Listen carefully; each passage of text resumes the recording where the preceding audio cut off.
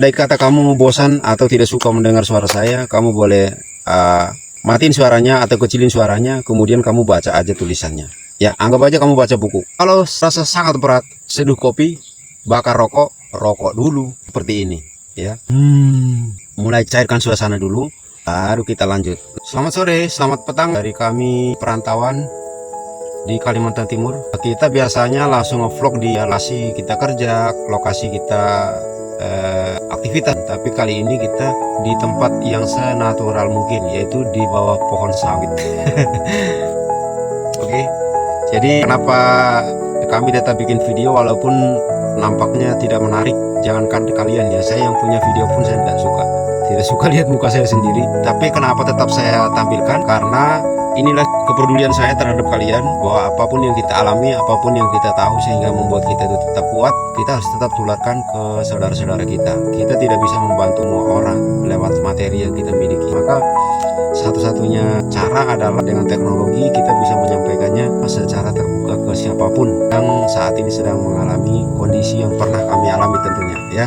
Topik kita kali ini adalah bangkit saat dunia menjatuhkanmu. Saya yakin di perkotaan saudara-saudaraku di sana pasti sedang mengalami hal ini, entah dimanapun, entah siapapun pasti sedang mengalami hal ini, karena kami pun dulu pernah mengalami hal itu. Tapi kami coba untuk menjalani hidup adanya, sebisanya, pokoknya berusaha untuk menikmati hidup lah, dengan cara menjalani hidup tanpa keluh kesah. Kami juga bikin channel sebenarnya bukan semata-mata mau cari apapun di situ. Kalau misalnya mendapat rezeki dari video-video yang kami buat, ya alhamdulillah, ya. Tapi jalani aja seperti air mengalir. Hidup itu seperti permainan yang tak adil. Kami pun pernah merasakan hal itu, ya. Di perjalanan kami yang dulu sehingga sampai di sini, kami pernah merasakan hal itu. Dan hal yang lebih aneh itu ketika kamu sudah berbuat baik tapi malah disakiti. Berbuat baik sama orang tujuannya untuk mendapat pahala, tapi kenyataannya ketika kamu sudah berbuat baik malah disakiti. Kadang-kadang orang yang kita bantu pun mendesak kita untuk berbuat yang lebih, padahal kita ini manusia biasa, kita bukan malaikat. Nah, saya dapatkan satu ilmu lumayan terkenal sih, bahwa ternyata kita ini tidak memiliki kewajiban untuk membantu siapapun. Tidak ada kewajiban. Karena apa? Ditakutkan ketika kamu membantu seseorang dengan sangat maksimal, padahal Tuhan atau Allah itu sedang memberikan ujian bagi orang tersebut, sehingga dia mencari jati dirinya, mencari jalan keluarnya. Pada akhirnya dia akan tahu, oh begini loh hidup, sehingga dia bisa bersyukur. Jadi tidak semua orang harus kamu bantu, ya. Tidak semua orang harus kamu bantu. Ketika kamu merasa berat bantu orang ini, ya sudah, nggak usah dilanjut. Kasih tahu aja, bro, saya rasa kemampuan saya cuma cukup sekian, saya cuma bisa ini. Jadi jangan sampai ketika kamu berniat menolong orang, kamu malah mengutamakan perasaan orang itu daripada kamu sendiri. Karena kau tercipta untuk menikmati hidup, bukan merasakan penderitaan orang lain. Nah terus ketika kita sudah berjuang, tapi tidak pernah menemukan titik temu. Bahkan seolah hidup ini seperti terus tanda tanya. Padahal orang-orang yang saat ini berada di atas, dulunya mereka juga dari bawah. Ternyata mereka apa? Hidup ini tuh dijalani aja. Kalau tujuanmu apa misalnya, mau buat apa, ya itu yang kamu kejar, bukan yang aneh-aneh. Termasuk kayak kamu lagi berjuang, tiba-tiba ada gangguan dari keluarga misalkan. Bukan kita nggak peduli sama keluarga, tapi fokus dulu sama apa yang sedang kamu kejar. Dengan jalan kamu berikan penjelasan ke keluarga bahwa untuk saat ini kita hanya saling mendoakan dan kita terus berupaya, karena ketika kita berhasil di perantauan baru pulang, dan itu akan sangat bermakna dan sangat berdampak kebahagiaan yang luar biasa terhadap kita dan juga keluarga. Berikutnya adalah ada masa di mana dunia seolah bersekongkol untuk menjatuhkanmu. Ada itu, akan ada masa-masa seperti itu ketika kita lagi tenang-tenang bekerja, ketika kita lagi beraktivitas, kita lagi menikmati kerjaan, tiba-tiba ada aja tingkah orang, ya, ingin menjatuhkan kita, membahas kita di belakang, membicarakan ini dan itu. Sebenarnya itu tidak penting dan itu sampah yang harusnya kamu bisa singkirkan dari kehidupanmu. Salah satu caranya adalah bodoh amat, siapa lu siapa gua, tidak peduli. Yang aku tahu yang terbaik adalah yang bisa aku jalani, yang bisa aku lakukan, dan aku nyaman. Bukan apa kata cangkeme, bukan kata dia, bukan kata siapapun. Jadi ini duniaku, ini hidupku, tidak ada siapapun boleh ikut campur dalam hidup. Jadi masa bodoh dengan orang lain. Masa bodoh bukan berarti nggak peduli, ya. Masa bodoh dengan apa yang dia katakan, yang menjadi virus untuk otakmu.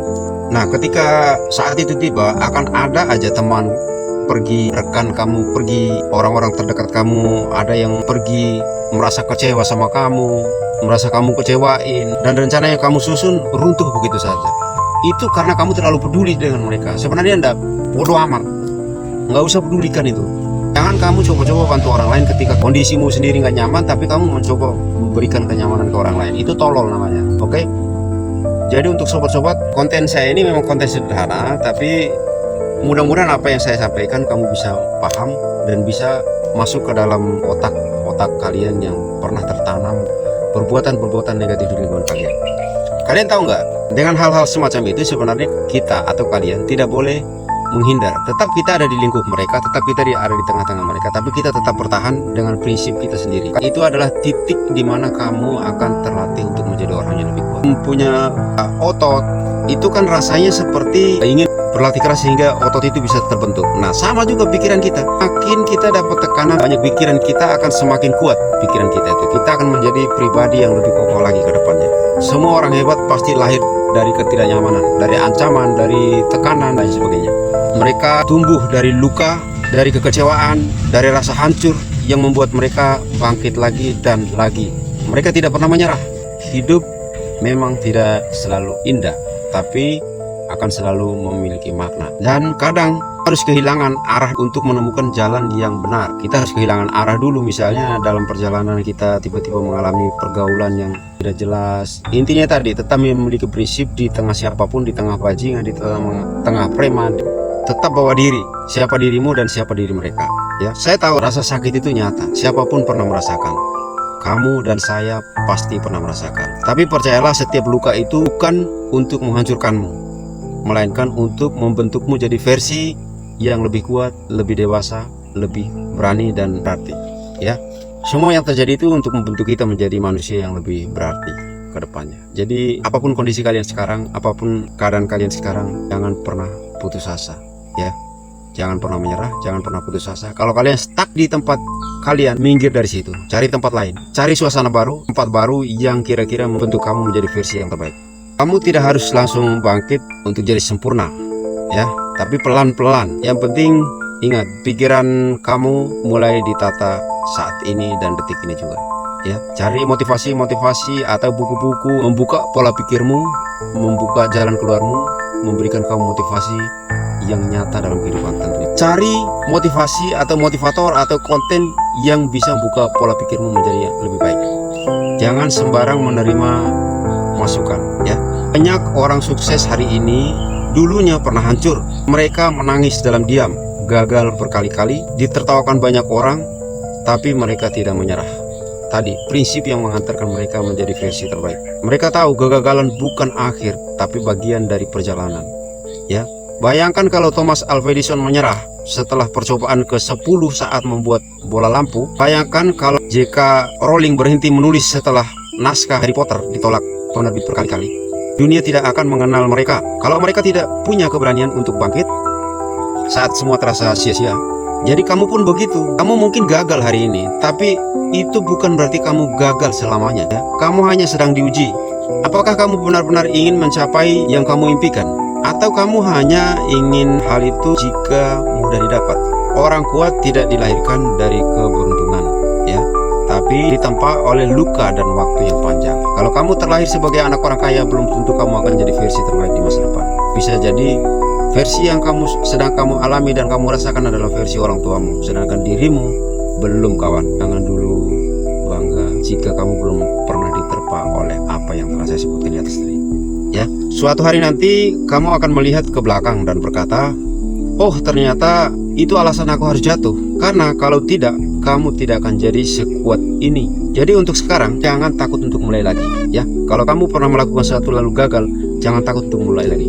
Ya, mulai lagi. Kalau menurut kamu itu yang terbaik untuk kamu, mulai lagi. Jangan pernah menyerah dan jangan pernah merasa, saya sudah gagal, ngapain saya mulai lagi. Tidak ada yang tahu seberapa berat yang kamu jalani, hidup yang kamu jalani. Tapi aku tahu kamu masih di sini, kamu masih stay tune di video ini. Berarti ini adalah langkah kecil yang bakal merubah minimal pola pikirmu mulai saat ini. Kamu masih berjuang dan itu sudah cukup untuk disebut hebat. Kamu yang masih berjuang sampai saat ini, sampai detik ini, walaupun berkali-kali jatuh, kamu adalah orang hebat ya. Kamu adalah calon versi terbaik di masa depan. So, jangan pernah nyerah, teruslah mencoba, teruslah ulang. Kalau terasa sangat berat, seduh kopi, bakar rokok dulu seperti ini ya. Mulai cairkan suasana dulu, baru kita lanjut. Nah, sekarang ingat ya, dunia boleh menjatuhkanmu, tapi hanya kamu yang bisa memutuskan apakah akan tetap terbaring atau berdiri lagi. Cuma kamu yang memutuskan. Ingat itu ya. Tidak siapapun, tidak ada orang lain yang bakal peduli ketika kamu jatuh. Bangkitlah kawan, bangkit. Karena hidup ini bukan tentang seberapa sering kamu jatuh, tapi seberapa berani kamu untuk bangkit lagi setiap kali terjatuh. Bangkit, bangkit, dan bangkit ya. Oh ya, terima kasih sudah menonton video saya sampai dengan menit ini. Kalau kamu sedang berjuang, jangan lupa kamu tidak sendirian. Setiap langkah kecilmu hari ini adalah bagian dari kebangkitan besarmu. Saya rasa sekian dulu dari saya. Video kita memang video sederhana, tapi mudah-mudahan dengan video sederhana ini bisa membuka pola pikir untuk saudara-saudaraku, untuk siapapun yang saat ini sedang mengalami kehidupan yang gelap, atau sedang stagnan, atau sedang bingung apa yang harus dibuat untuk hari esok. Mulailah langkah kecil ini dari hari ini, jangan tunda lagi. Jadi mulai hari ini, ambillah langkah kecil ini. Tonton ulang video saya. Kalau andai kata kamu bosan atau tidak suka mendengar suara saya, kamu boleh matiin suaranya atau kecilin suaranya, kemudian kamu baca aja tulisannya. Ya, anggap aja kamu baca buku. Ya, karena jujur aja, saya membuat video atau membuat channel bukan berharap supaya saya mendapatkan keuntungan atau keberhasilan atau apapun dari video-video yang saya buat. Tapi ini adalah bentuk kepedulian saya terhadap orang-orang di luar sana.